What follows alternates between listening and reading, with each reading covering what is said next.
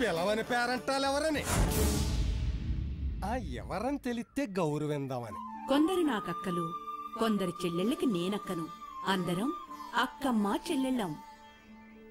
ఈ పెళ్లితంతు జాతరకి అన్నీ సిద్ధం చేద్దాం రండి. ఏంటి అలా తోసుకెళ్ళిపోతున్నారేంటి బావా? నేను ఒకలాగా ఆలోచిస్తుంటే ఇంకొకలా జరిగిపోతుందేంటి? పర్వాలేదు బావా, ఒక ఖర్చు మీద 2 తంతులు జరిగిపోతున్నాయి. నువ్వు లోపలికి దా.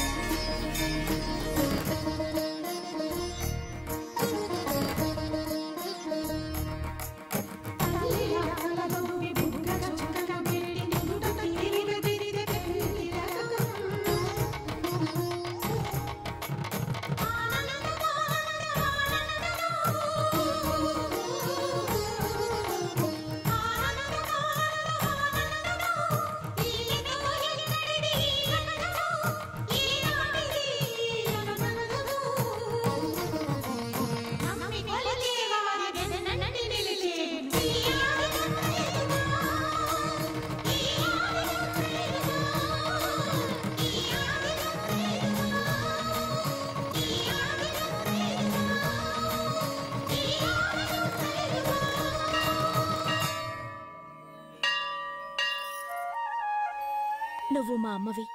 ఈ ఊరే నా పుట్టిల్లు. ఈ ఊరు పచ్చగా ఉంటే నా కాపురం కూడా పచ్చగా ఉంటుంది. నీ సత్యంతో ఈ ఊరినెప్పుడూ కాపాడమ్మా.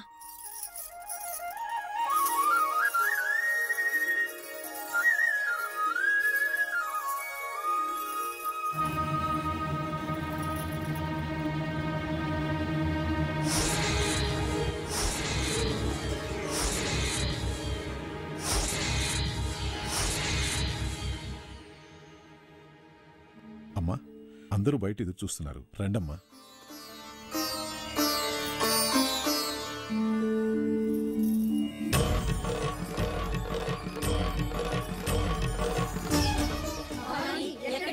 ఎక్కడికమ్మా వెళ్తున్నావు?